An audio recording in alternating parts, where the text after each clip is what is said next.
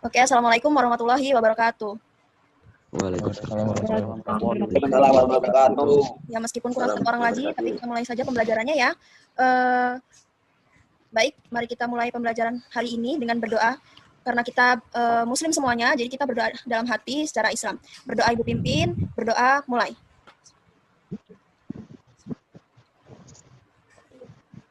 Selesai? Oke. Untuk meningkatkan rasa nasionalisme kita, marilah kita menyanyikan salah satu lagu wajib nasional ya, Garuda Pancasila. Silakan anak-anakku berdiri semua untuk menyanyikan, nanti Ibu pimpin.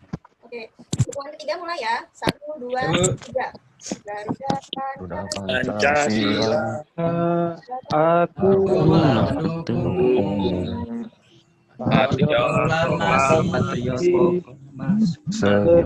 Ia berbangun Pancasila negara pribadi bangsa.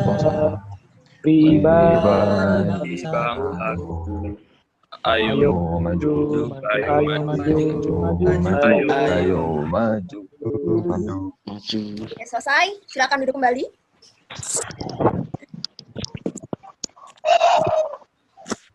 Oke, gimana kabarnya anak-anak? Baik, Bu. Sehat semuanya? Alhamdulillah sehat. Alhamdulillah ya.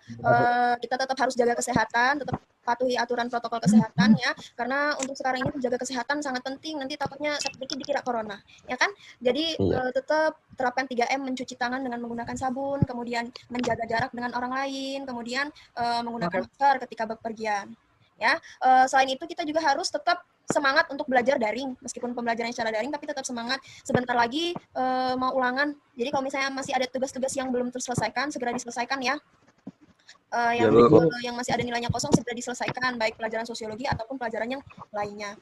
Gitu ya. Oke.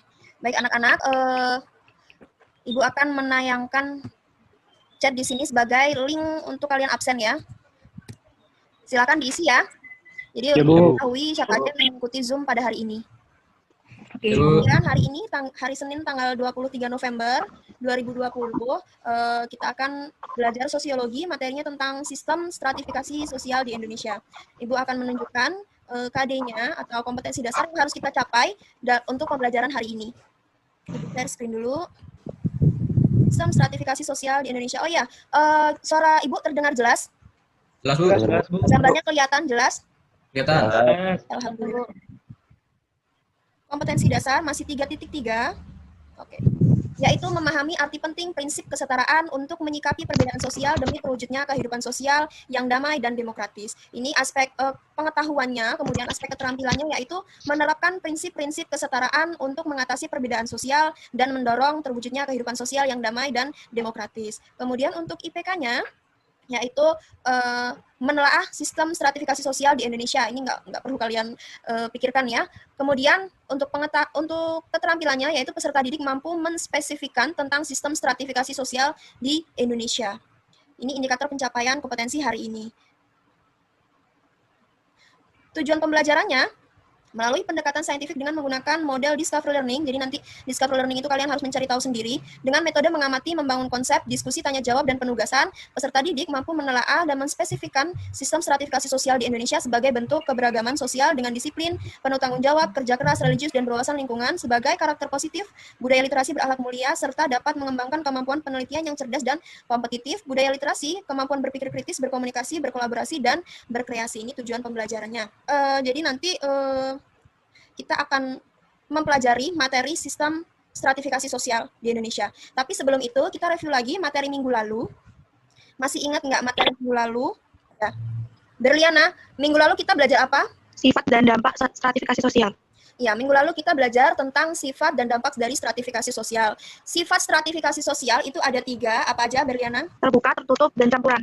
Terbuka, tertutup, dan campuran. Kalau hari ini kita akan mempelajari sistem stratifikasi sosial di Indonesia. Kira-kira apa aja yang akan kita pelajari ya? Alvin? Oke, sistem stratifikasi sosial di Indonesia. Di dekat rumah Alvin ada petani? Ada ya. Kira-kira di situ ada sistem stratifikasi sosialnya nggak di sana? Mengamati nggak? Atau kurang paham? Jarang nih, jadi kurang paham juga. Oke, kurang paham. Ada yang daerahnya itu daerah pertanian dekat rumahnya? Ada, Bu, ada Bu. Oke, siapa tuh? Ayo, Bu. Oke, silakan. Di situ adakah sistem stratifikasi sosialnya pada masyarakat pertanian? Ada Bu. Jadi gimana tuh? Orang yang memiliki cadangan pertanian dan usaha, itu yang paling atas. Terus yang kedua, orang yang memiliki lapangan usaha aja, yang paling bawah, orang yang tidak memiliki cadangan pertanian dan usaha. Oke, jadi kalau misalnya di belakang rumah Ibu kebetulan sawah ya. Jadi orang yang punya lahan dan rumah itu berapa diklasifikasikan ke dalam lapisan sosial yang paling atas. Kemudian yang punya rumah aja, dia nggak punya lahan pertanian, itu ada di lapisan menengah. Dan yang ketiga itu yang nggak punya rumah, nggak punya lahan pertanian, alias ngontrak itu nggak punya rumah, dia ada di posisi atau lapisan yang paling bawah. Nah, itu sekilas tentang sistem stratifikasi sosial di Indonesia. Jadi nanti kita akan mempelajari tentang sistem stratifikasi sosial pada masyarakat pertanian. Kenapa pertanian? Karena pertanian ada di sekitar kita, ya kan? Lampung ini juga termasuk banyak petaninya. Kemudian pada masyarakat feodal itu apa? Kerajaan. Ya, feodal itu kerajaan. Kemudian pada masa penjajahan Belanda dan Jepang, kemudian selanjutnya yaitu masyarakat industri modern, karena saat ini kan kita berada pada masa industri modern. Ya, jadi banyak pabrik-pabrik gitu kan ya. Meskipun sebenarnya pertanian itu sudah ditinggalkan, tapi itu berlaku untuk masyarakat perkotaan. Kalau di Lampung sendiri masih banyak yang sebagai petani. Kemudian yang selanjutnya itu sistem kasta di Bali. Nah, itu sistem stratifikasi sosial di Indonesia. Kemudian sebelum kita lanjut ke materi, Ibu akan menampilkan video. Sudah terlihat? Sudah, Bu. Judulnya Orang Terkaya di Indonesia tahun 2019-2020. Sengaja Ibu tampilkan orang terkaya ini karena ini ada kaitannya dengan pembelajaran hari ini tentang industri modern. Jadi sebenarnya secara umum masyarakat itu melihat apapun itu dari segi kekayaan gitu. Dan tidak dapat dipungkiri bahwa orang-orang yang berada pada terjun ke dunia industri atau bisnis itu menduduki posisi yang paling atas dari segi kekayaan. Oke, langsung aja kita lihat ya.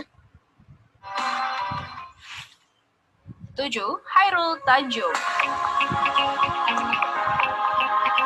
Hairul Tanjung yang pernah menduduki jabatan sebagai Menteri Indonesia ini merupakan seorang pengusaha sukses yang tak lain adalah pendiri City Corp. Perusahaan tersebut membawahi beberapa anak perusahaan seperti Transcorp, Bank Mega, jaringan supermarket, hotel, dan lainnya. Tidak cuma itu saja, Siti yang mendapat julukan si anak singkong ini juga menjadi pimpinan di perusahaan Pariarti Sindutama dan juga para rekan Investama. Nama Hairul Tanjung masuk ke dalam jajaran orang terkaya Indonesia di posisi ke-7 dengan total kekayaan mencapai 3,9 miliar US dollar atau sekitar 56,1 triliun rupiah menurut Forbes.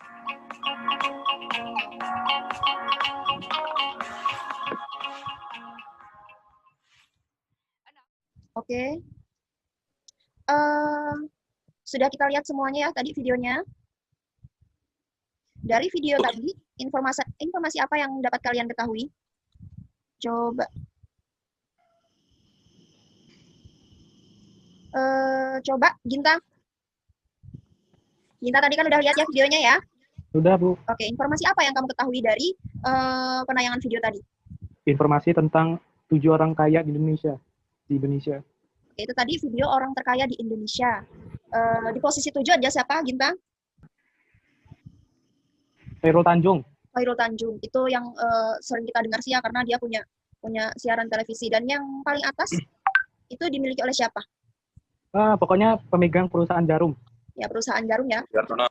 Ya, jadi rokok itu memang penyumbang pajak terbesar ekonomi di Indonesia gitu. Jadi kalau misalnya mau rokok juga disuruh untuk berhenti juga, pemerintah juga bingung sebenarnya.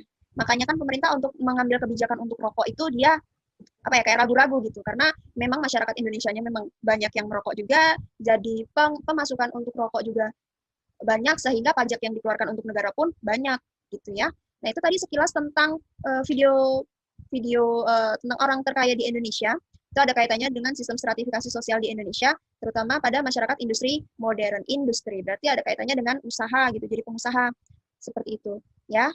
Oke, cukup tadi videonya. Kemudian kalian sudah mengakseskah Google Classroom yang tadi malam sudah Ibu berikan? Bisa dilihat di situ. Di situ sudah ada LKPD ya. LKPD ya, itu jadi harus kalian kerjakan secara berkelompok. Yang ini Ibu share screen dulu ya.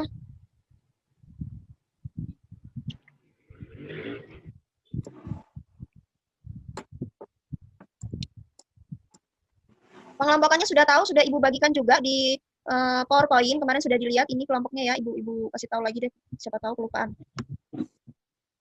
Pembagian kelompoknya terdiri dari 5 kelompok. Kelompok 1 bisa dilihat di sini. Jadi kalian nanti akan menganalisis tentang masyarakat pertanian, sistem stratifikasi sosial pada masyarakat pertanian. Kemudian kelompok 2 yaitu masyarakat feodal, menganalisis masyarakat feodal atau kerajaan. Kemudian kelompok 3 masa penjajahan Belanda dan Jepang. Kelompok 4 masyarakat industri modern. Kelompok 5 yaitu sistem kasta di Bali. Kemudian kelompok 1 anggotanya Vigo, Fajar, Gimnastiar, Juana, dan Lintang. Kelompok 2 Alvin, Fatori, Ridho, Lian, Umaira. Kelompok 3 Andika, Ginta, Torik, Delain. Dari kelompok 3 sampai kelompok 5 hanya 4 orang, nggak apa-apa ya. Kemudian kelompok 4 Dino. Dino ada nggak Dino? Ada, Bu, ada. Ada ya. Imron ada nggak? Nggak tahu. Imron, Wisnu, Berliana. Kemudian kelompok 5 Engwa, Mursid, Alan, Sofia. Silakan nanti kalian berkelompok, silakan kalian berdiskusi dengan WA group yang kalian miliki untuk menjawab soal-soal yang sudah tertera pada LKPD. Sebentar, Ibu tunjukkan dulu LKPD-nya.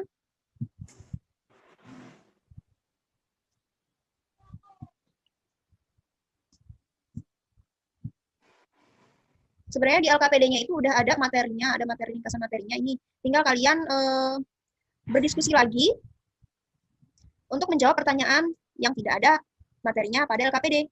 Begitu. Ini kelompok 1, masyarakat pertanian ya. Analisislah gambar masyarakat pertanian yang ada di Lampung. Jadi kita konteksnya ini adalah masyarakat di sekitar kita gitu ya. Masyarakat di Lampung ya. Kemudian jadi kalian nanti isi bagian titik-titik ini, diisi lapisan paling atas siapa, lapisan tengah siapa, ketiga siapa. Kemudian berdasarkan kepemilikan ekonomi ya. Lapisan paling atas siapa, tengah siapa, dan paling bawah siapa.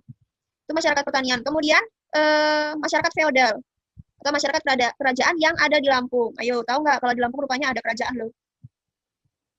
Tahu nggak? Ini ya, kerajaan Paksi Pax Kalabra. Bukan Barak. Kalau di Lampung ya. Kemudian kalian harus mengisi ini. Pertanyaannya analisislah kerajaan Paksi Pax Kalabra yang ada di Lampung. Bagaimana pengaruhnya bagi masyarakat Lampung? Kemudian yang selanjutnya yaitu stratifikasi masa penjajahan Belanda. Analisislah mengenai stratifikasi sosial pada masa penjajahan Belanda.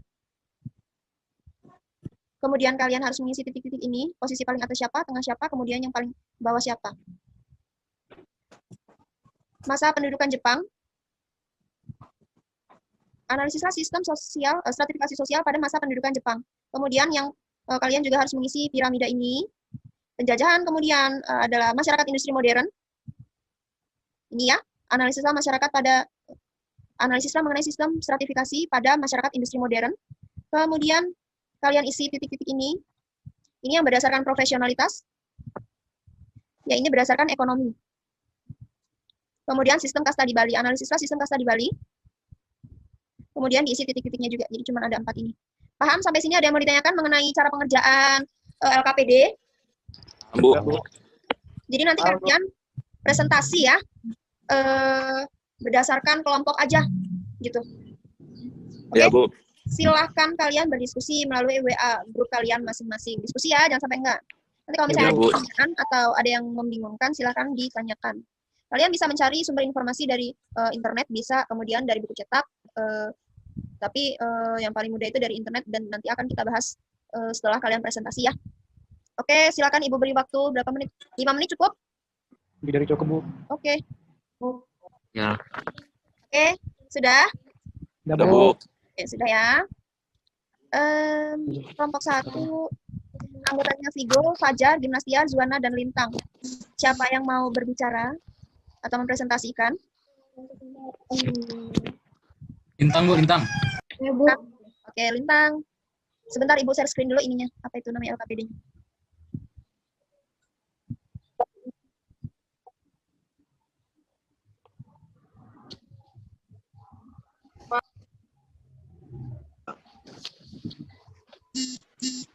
Oke, silakan Lintang.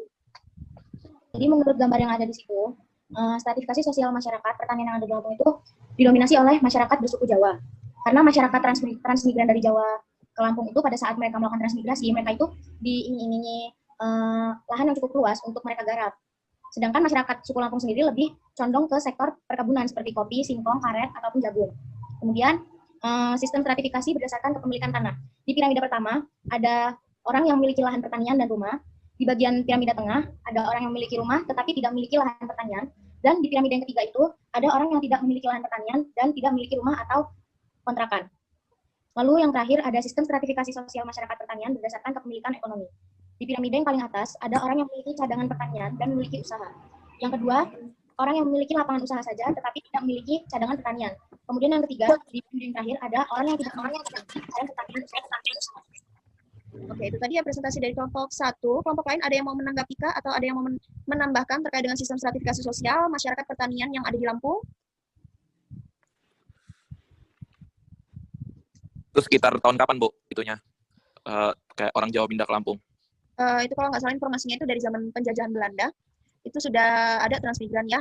Kalau misalnya kalian amati, jadi sebenarnya banyak kan di kelas juga ya, yang masyarakatnya suku Jawa. Justru malah kalau di Lampung ini 80% masyarakat di Lampung itu didominasi oleh masyarakat bersuku Jawa. Benar nggak? Benar. Iya, kenapa? Karena mereka diiming-imingi oleh pemerintah di sana.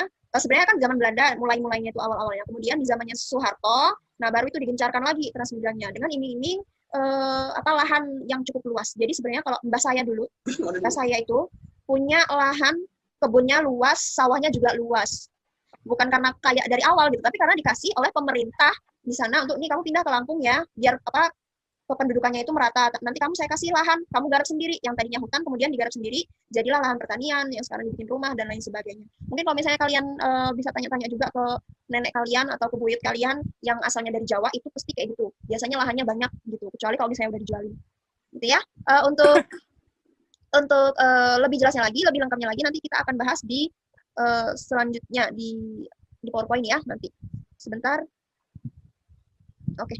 Kemudian yang kelompok kedua yaitu tentang masyarakat feodal. Anggotanya Alvin, Fatori, Rido, Lian, Umaira. Siapa ini yang mau berbicara? Fatori aja lah ya.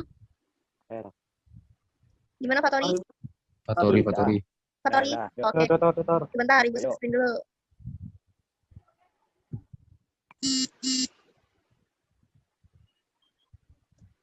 Udah kelihatan ya? Oke, masyarakat feodal atau masyarakat kerajaan. Silakan, Fatori.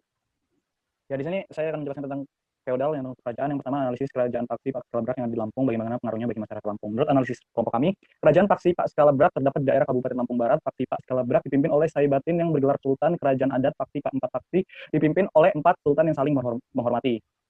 Nah, yang di selanjutnya tentang bagian piramida. Istilah bagian yang kosong pada piramida di sistem masyarakat feodalnya. Yang di atas itu ada para bangsawan, paling atas tuh. Yang kedua itu ada golongan priai atau ulama atau penggawa, para tokoh-tokoh ternama di masyarakat. Yang ketiga itu yang paling bawah atau paling rendah itu hanya rakyat biasa. Sekian, terima kasih. Oke, ini nanti piramidanya kita bahas di PowerPoint. Kemudian Ibu akan menjelaskan sedikit tentang kerajaan Paksi Pak Skala Berat. Jadi sebenarnya Lampung ini juga punya kerajaan ya. Cuman bedanya kalau di antara kerajaan di Lampung dengan kerajaan di Yogyakarta, kalau di Yogyakarta dia pengaruhnya itu ke seluruh wilayah Yogyakarta ya kan ya. Tapi kalau di Lampung kalian merasakan adanya dampak dari kerajaan itu enggak? Enggak, Bu. Enggak ya. Jadi mungkin kerajaan Paksi ini kerajaannya kecil, dia adanya di daerah Lampung Barat, dipimpin oleh 4 sultan. Jadi kalau misalnya pada umumnya raja itu dipimpin oleh 1 orang raja, tapi ini dipimpin oleh 4 sultan. Jadi 4-4-nya itu berperan sebagai raja gitulah, tapi bukan raja istilahnya itu disebutnya sebagai sultan, gitu ya. Mungkin juga baru informasi yang baru juga buat kita semua. Di bawah ada kerajaan Paksi Pak Skala Berat. Gitu. Kemudian selanjutnya kelompok 3 masa penjajahan Belanda dan penjajahan Jepang. Kelompok 3 ada Andika, Ginta, Torik, dan Dela. Siapa yang mau presentasi? Andika. Andika. Ginta, Bu. Ginta, Bu. Jalan Andika aja lah. Tadi Ginta udah. Parah itu. Ayo Andika. Udah berdiskusi. Masih nggak kelihatan ya, Bu. Oh, nggak kelihatan? Udah kelihatan belum? Nggak? Di Zoom dari HP lu bisa di. Oh iya.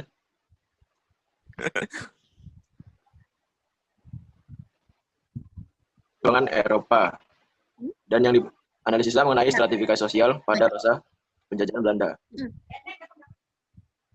Golongan Eropa dan dipersamakan golongan terdiri atas 1. Orang Belanda dan keturunannya. 2. Orang-orang Eropa lainnya seperti Inggris, Prancis, Portugis, dan lain-lain. 3. Orang-orang yang bukan bangsa Eropa tetapi telah masuk menjadi golongan Eropa atau telah diakui sebagai golongan Eropa. B. Golongan Timur asing, dalamnya adalah orang Cina, Arab, India, Pakistan, serta orang-orang kawasan Asia lainnya. Yang C. Golongan Bumi Putra, yaitu orang-orang yang asli Indonesia. Oke, kemudian selanjutnya yang Jepang.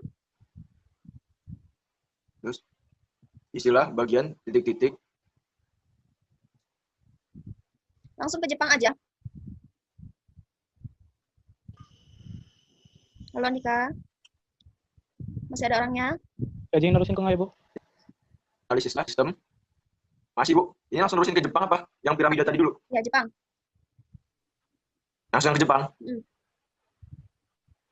Analisislah sistem stratifikasi sosial pada masa pendudukan Jepang. Pada masa pendudukan Jepang, masyarakat Indonesia berada pada posisi kedua setelah bangsa Jepang. Hal itu dilakukan untuk mengambil hati masyarakat Indonesia agar masyarakat Indonesia bersedia membantu Jepang untuk melakukan sekutu. Hal itu dibuktikan dengan keadaan masyarakat Indonesia yang lebih baik daripada saat masa penjajahan Belanda. Masyarakat Indonesia dibantu kemerdekaannya dan diberikan pelatihan untuk membela diri. Kemudian piramidanya? Piramida, bangsa Jepang, bangsa Bumi Putra, bangsa Cina dan Eropa. Oke, Ibu bahas sedikit tentang ini. Atau kelompok lain ada yang mau menambahkan dulu atau menanggapi hasil presentasi dari kelompok 3? Oke, jadi Ibu bahas sedikit ya. Di sini ada perbedaan antara stratifikasi sosial pada masyarakat penjajahan Belanda dan pada masyarakat penjajahan Jepang. Belanda itu kan menjajah Indonesia sampai ratusan tahun. Bisa dibuktikan sampai ratusan tahun. Di posisi pada masyarakat Belanda ini memposisikan pada lapisan pertama itu masyarakat Eropa atau kulit putih. Kemudian yang tengahnya, ini lapisan keduanya ini adalah apa itu namanya? Timur asing ya, atau para pedagang. Para pedagang itu dari Cina, Pakistan, Arab, dan lain sebagainya. Dan dia menempatkan pada masyarakat penjajahan Belanda, menempatkan masyarakat Indonesia atau pribumi atau bumi putra itu menempati posisi lapisan paling bawah. Dibuktikan dengan ini ya, kalau dulu ada yang namanya istilahnya kerja rodi, dipakai juga dari istilah sekarang kalau misalnya PR-nya banyak gitu kan ya, diistilahkan dengan kerja rodi. Kenapa? Karena dia harus mengerjakan jalan itu, udah nggak dikasih upah, diharuskan untuk kerja sampai kurus kerontang. Kalau misalnya melakukan pembelaan diri yang ada di penjara, disiksa dan lain sebagainya, dikasih borgol yang besi gitu ya kakinya ya. Dan kalian pernah lihat lah video atau gambarnya. Kemudian itu pada masyarakat penjajahan Belanda. Kemudian pada masyarakat Jepang, penjajahan kependudukan Jepang, itu di bagian piramidanya, Indonesia yang tadinya ada di posisi ketiga, itu jadi naik ke posisi lapisan kedua gitu. Jadi paling atas itu masyarakat Jepang itu sendiri. Kemudian, jadi setelah mengambil alih ini ya masyarakat Indonesia dari Belanda, kemudian yang paling atas itu adalah masyarakat Jepang atau bangsa Jepang. Di posisi kedua itu bumi putra atau pribumi atau masyarakat asli Indonesia. Kemudian di posisi ketiga yaitu bangsa Cina dan Eropa. Ya sampai sekarang juga kalau misalnya Cina itu kan punya stereotip negatif gitu ya, prasangka negatif kita terhadap bangsa Cina itu adalah warisan dari Jepang gitu. Ya kan ya, kayak yang ada diskriminasi gitu kalau misalnya orang Cina tuh gitu. Kenapa masyarakat Indonesia ada peningkatan di posisi tengah ini? Karena itu diberikan oleh bangsa Jepang untuk menarik hati masyarakat Indonesia agar masyarakat Indonesia mau membantu melawan sekutu biar mereka bisa menguasai dunia. Itu tadinya seperti itu. Diberikanlah kemerdekaan, diberikanlah pelatihan untuk membela diri dan lain sebagainya, tentara kalau sekarang seperti itu untuk membantu Jepang untuk melawan sekutu. Tapi pada akhirnya Jepang sendiri takluk setelah terjadi pengaboman di Hiroshima dan Nagasaki ya. Gitu. Jadi nggak jadi deh perang. Gitu. Akhirnya Jepang mengalah pada sekutu. Gitu. Paham ya? Ada yang mau ditanyakan dulu sampai sini? Bu. Oke. Kemudian yang selanjutnya kelompok 4, masyarakat industri modern. Siapa nih anggota kelompoknya? Saya sebutkan dulu, Dino, Imran, Wisnu, Berliana. Wisnu, Bu. Wisnu? Oke, Wisnu. Ya. Sudah diskusi ya tadi ya. Iya, Bu. Masih kelihatan nggak LKPD-nya? Kelihatan, Bu. Oke, silakan. Perkenalkan, saya Wisnu Wardana Daniel, perwakilan dari kelompok 4, akan mempresentasikan hasil diskusi terkait stratifikasi sosial di bidang industri modern. Di bidang industri modern itu dibagi menjadi 2 jenis stratifikasi sosial, yaitu yang pertama stratifikasi berdasarkan profesionalitas, dan yang kedua itu stratifikasi berdasarkan kepemilikan ekonomi. Mulai dari stratifikasi jenis pertama yaitu profesionalitas, yang piramidanya itu bentuk lapisan pertama diisi sama kelompok profesionalitas yang memiliki skill, dan lapisan kedua itu diisi dengan kelompok profesionalitas awal dan semi profesional, dan lapisan bawah yang terakhir yaitu diisi dengan kelompok buruh. Dan jenis kedua, stratifikasi jenis kedua, yaitu berdasarkan ekonomi, dibagi menjadi 3 juga. Kelas yang pertama, kelas atas, itu diisi dengan orang-orang yang memiliki kekayaan material di atas rata-rata, seperti pengusaha atau pejabat, kayak yang kita tonton video tadi, itu isinya pengusaha dan pejabat. Dan kelas kedua, yaitu kelas menengah, diisi dengan masyarakat yang memiliki kekayaan material rata-rata. Itu contohnya kayak karyawan kantoran atau pegawai biasanya. Dan kelas ketiga, yaitu kelas terakhir, yaitu masyarakat yang memiliki kekayaan material di bawah rata-rata. Contohnya itu seperti buruh atau sopir becak. Oke, terima kasih. Bagus sekali presentasinya ya. Itu tadi stratifikasi sosial pada masyarakat industri modern, yang namanya industri modern, itu jadi kaitannya dengan bisa dikatakan pabrik-pabrik atau bisnis atau usaha, gitu ya. Ini biasanya dikaitkan dengan ekonomi selalu. Namanya industri modern ini dikaitkannya dengan ekonomi, bukan kekuasaan. Kalau kekuasaan itu kan misal kayak presiden, gubernur, atau wali kota gitu ya. Nah itu. Tapi kalau misalnya industri selalu dikaitkan dengan ekonomi. Bisa dilihat gambarnya di sini. Ada daftar orang terkaya di Indonesia tahun 2018. Yang tadi kita tonton itu tahun 2019 sampai 2020. Selalu dari tahun ke tahun itu, ini posisi nomor 1 ini nggak pernah berubah. Pemilik PT Jarum yang biasanya suka mensponsori ini, apa itu? Badminton ya, olahraga badminton. Justru yang mensponsori itu adalah yang membuat tidak sehat ya kan, malah justru berbanding terbalik, benar nggak? Tapi ya mungkin memang maunya dari PT Jarum untuk memberikan beasiswa atau juga memberikan sponsor penuh terhadap badminton yang ada di Indonesia, seperti itu. Kemudian tadi sudah jelas sebenarnya yang dijelaskan oleh Wisnu, berdasarkan profesionalitas, posisi paling tinggi ini adalah kalangan profesional, gitu. Bisa dari lawyer, bisa dari pengusaha juga, dan lain sebagainya. Kemudian di posisi kedua yaitu, apa tadi Wisnu? Kelompok profesional awal dan semi profesional. Profesional awal dan semi profesional ini diisi oleh siapa?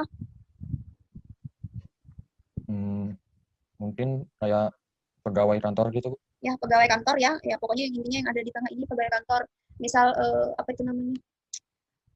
Accounting ya, dan lain sebagainya itu ada di posisi kedua. Kemudian yang paling bawah ini yang tidak mempunyai skill atau tidak memiliki kemampuan atau buruh itu ada di posisi ketiga. Itu dari berdasarkan profesionalitas. Kemudian yang selanjutnya yaitu berdasarkan ekonomi. Kalau ekonomi berarti lapisan paling atas itu adalah orang-orang yang kaya dari kalangan pengusaha biasanya. Kemudian lapisan menengah ini adalah biasanya ya orang-orang yang sederhana begitu, yang kekayaannya tidak begitu banyak, dan yang lapisan ketiga adalah masyarakat miskin. Seperti itu ya. Paham sampai sini? Ada yang mau ditanyakan dulu? Paham, Bu. Oke. Kemudian selanjutnya yaitu sistem kasta di Bali. Kelompok 5. Kelompok 5 ini anggotanya ada Engwa, Mursid, Alan, dan Sofia. Alan. Bu. Ya, silakan Alan. Dimunculin screen-nya dulu. Mau dilihat. Ya? Langsung jawab, Bu ya? Ya. Hasil dari kelompok 5, hasil analisis dari kita semua kelompok 5, ya, untuk mengisi titik-titik di situ, sistem kasta di Bali menunjukkan kasta Brahmana pada lapisan paling atas. Brahmana terdiri dari pemuka agama, Ksatria adalah orang-orang dari kalangan kerajaan dan prajurit, Waisya yaitu kalangan pedagang, nelayan dan petani, sedangkan Sudra pelayan dan kasta paling bawah. Dapat disimpulkan jadi itu stratifikasinya. Jadi ada yang pertama ada Brahmana, ada Ksatria, yang ketiga Waisya, yang keempat Sudra. Udah, Bu? Jadi paling atas Brahmana, kedua Ksatria, ketiga Waisya, dan yang keempat adalah Sudra. Karena waktunya sebentar lagi, less than 1 minute. Jadi nanti kita lanjut lagi ya di Zoom yang ketiga. Jangan kemana-mana ya. Ya, Bu. Ya, Bu. Kita dulu yang mau ke toilet lah, yang mau apa silahkan, nanti kita lanjut sebentar lagi. Udah selesai, oke? Oke, kita lanjut lagi materi tadi. Kita tadi masih bahas yang sistem kasta di Bali. Sebentar Ibu, share screen dulu. Share screen. Oke, di mana ya? Ini ya, sudah terlihat belum? Sudah terlihat? Sudah. Udah, Bu. Silakan dimunculkan mukanya. Yang belum dimunculkan. Kemudian di-mute dulu. Oke, sistem kasta di Bali. Tadi sesuai dengan pemaparan dari kelompok 5. Jadi kasta yang paling atas itu adalah kasta Brahmana. Kasta Brahmana itu siapa aja? Kasta Brahmana itu diisi oleh orang-orang dari pemuka agama gitu. Jadi bukan orang kaya, bukan, tapi adalah dari pemuka agama. Kalau misalnya di Islam itu ya mungkin kayak ustadz gitulah ya. Itu Brahmana. Kemudian yang kedua, Ksatria. Nah, Ksatria ada kaitannya nih dengan perang-perang. Karena memang di lapisan kedua ini adalah dari kawanan bangsawan dan juga prajurit. Jadi dia lebih rendah meskipun raja itu dia posisinya ada di posisi kedua gitu. Karena di posisi paling atas ini pemuka agama. Kemudian yang ketiga yaitu Brahmana, Ksatria, Waisya. Waisya itu kalangan biasa atau rakyat biasa, pedagang, nelayan, kemudian apa lagi? petani gitu ya. Kemudian yang paling terakhir adalah kasta sudra, itu adalah pelayan atau bahasa kasarnya itu budak dari ketiga lapisan di atas tadi, gitu ya. Sampai sini ada yang mau ditanyakan dulu terkait dengan LKPD atau jawaban atau analisis tadi? Enggak ada, Bu. Oke. Bu. Nggak ada, Bu. Nggak ada. Ibu mau menjelaskan sedikit mengenai materi tadi ya. Mungkin ada yang belum paham juga. Stop set. Ibu akan menjelaskan melalui media PowerPoint. Sudah terlihat? Sudah terlihat? Ya, Bu. Oke. Ya, Bu. Sistem stratifikasi sosial masyarakat pertanian. Ini tadi sudah kita bahas berdasarkan kepemilikan tanah, yang namanya juga berdasarkan kepemilikan tanah berarti yang tanahnya paling luas itu dia ada di posisi paling atas. Kemudian yang hanya memiliki rumah aja itu ada di posisi tengah. Kemudian yang tidak memiliki rumah dan lahan pertanian itu ada di posisi bawah. Begitu ya. Ini berdasarkan kepemilikan tanah. Kemudian yang selanjutnya yaitu berdasarkan kepemilikan ekonomi. Kalau ekonomi berarti ada kaitannya dengan kekayaan. Di posisi paling atas itu adalah orang yang memiliki cadangan pertanian dan usaha. Biasanya ini kayak gini, kalau misalnya kalian lingkupnya ada di masyarakat pertanian ya, biasanya si A ini adalah juragan apa itu namanya, padi gitu. Dia nyimpan padi banyak-banyak di rumahnya. Ada yang kayak gitu? Ada, Bu. Nah, itu dia ada di posisi paling atas. Kemudian yang posisi kedua itu ada orang yang memiliki lapangan usaha saja, usaha lainnya di selain pertanian. Kemudian yang paling bawah adalah yang tidak memiliki cadangan pertanian dan usaha. Jadi dia nggak punya cadangan beras, dia juga nggak punya lapangan usaha. Seperti itu ya, ini berdasarkan kepemilikan ekonomi. Kemudian, nah kita lihat gambar-gambar ini juga ada gambar stratifikasi sosial. Ini yang di lapisan pertama ini adalah petani pemilik, biasanya ini apa itu namanya? Orang dia cuma punya lahan sawah aja, tapi dia nyuruh orang untuk garap, ada kan? Seperti itu ya. Kemudian yang kedua yaitu petani penggarap atau penyewa, dia penyewanya nanti akan bagi hasil dengan petani buruh atau yang orang yang disuruh untuk mengerjakan lahan sawah itu, nanti biasanya dibagi gitu deh, dapat bagian seperti itu. Tapi kalau misalnya di Lampung ini nggak cuma lahan sawah aja ya kan, kalau sawah ini dia lebih didominasi oleh masyarakat Jawa seperti yang kelompok 1 bilang tadi. Terus masyarakat Lampungnya bagaimana? Masyarakat Lampungnya itu lebih banyak berkebun ya nggak sih, kalau kalian pahami, kalian amati gitu, bener nggak? Bener, Bu. Iya. Iya, Bu. Kalau nggak dia berdagang, kalau nggak dia petani perkebunan. Ya, kalau di petani kopi ini di Lampung, ini yang banyak itu di Lampung mana? Lampung daerah mana nih? Tahu nggak? Yang banyak penghasil kopi? Barat. Iya, Lampung Barat. Barat. Benar banget. Kenapa? Karena di sana kan daerahnya tinggi, jadi memang cocok untuk lahan kopi gitu. Lampung Barat ya, kalau di Lampung ya. Kemudian petani jagung juga ada. Kemudian yang selanjutnya yaitu petani singkong. Yang kemarin viral itu karena harga singkong turun nggak nyampe 1.000 gitu per kilonya. Itu ya. Jadi sebenarnya selain petani kopi, jagung, singkong juga masih ada banyak. Ya kan, ada karet, terus habis itu apa lagi? Itulah yang terkenal ya biasanya di Lampung gitu. Kemudian selanjutnya, nah ini masyarakat feodal. Masyarakat feodal atau masyarakat kerajaan, ingat ya kata feodal itu kerajaan. Jadi pusat kekuasaannya itu berada pada raja. Kemarin kita sudah singgung bahwa kenapa kok daerah istimewa itu adanya cuma di Aceh dan di Jogja, karena kalau di Jogja itu dia nggak ada pemilihan umum untuk gubernur ataupun wali kota, nggak ada. Karena semuanya sudah dihandle oleh raja di Yogyakarta gitu. Jadi setiap 5 tahun itu nggak ada yang namanya pergantian gubernur, nggak ada. Ya adanya cuma kerajaan aja di Jogja itu ya. Kemudian ada terdapat lapisan utama yaitu raja dan kaum bangsawan. Kemudian di bawahnya yaitu rakyatnya. Di tengah-tengahnya itu ada abdi dalam gitu ya. Nah itu. Kemudian kalau pada masyarakat feodal ini tokoh panutannya ini disegani. Memiliki sistem stratifikasi sosial tertutup. Kalau tertutup ini artinya dia tidak bisa berpindah lapisan karena berdasarkan keturunan gitu ya. Di posisi pertama itu ada golongan raja dan kaum bangsawan, yang kedua yaitu priyayi. Priyayi ini orang-orang yang pintar begitu. Kemudian ulama dan para punggawa, dan yang ketiga yaitu petani, buruh dan pedagang atau masyarakat biasa. Mengenai ini ada yang mau ditanyakan dulu? Ya, Bu. Bu. Oke.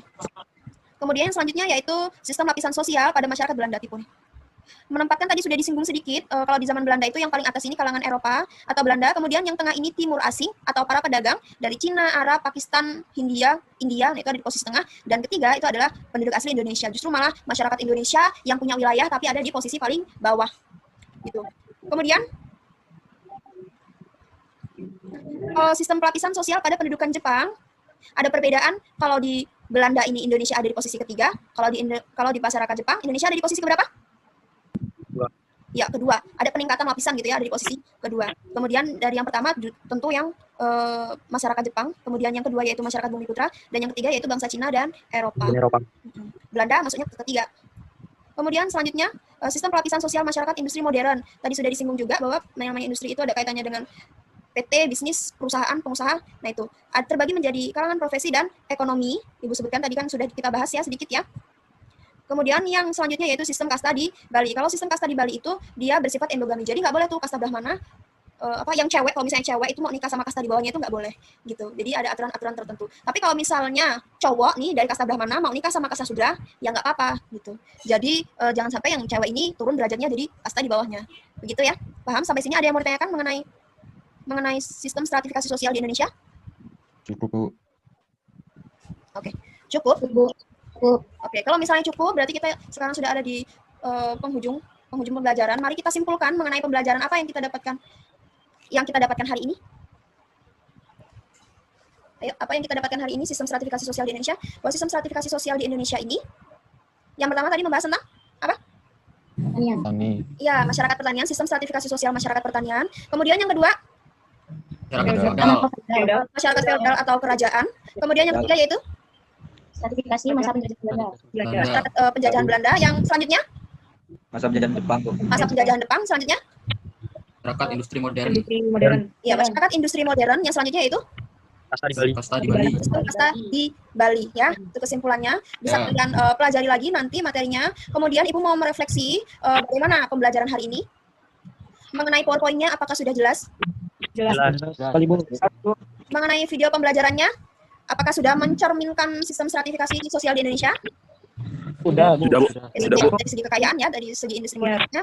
Kemudian mau memberikan kritik dan saran apa nih untuk pembelajaran hari ini?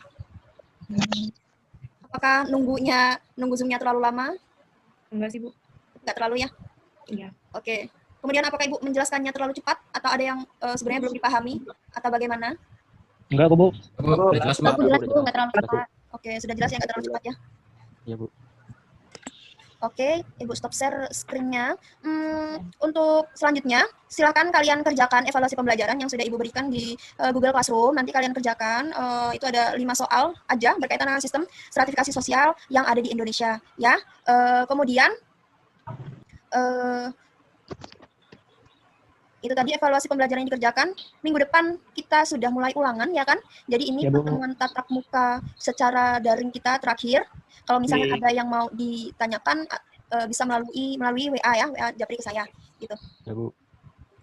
Oke, ada yang mau ditanyakan dulu? Kalau tidak ada yang ditanyakan, Ibu tutup pembelajarannya. Tidak, Bu. Enggak ada, Bu. Kalau saya tidak ada, saya akhiri. Wassalamualaikum warahmatullahi wabarakatuh. Waalaikumsalam warahmatullahi wabarakatuh.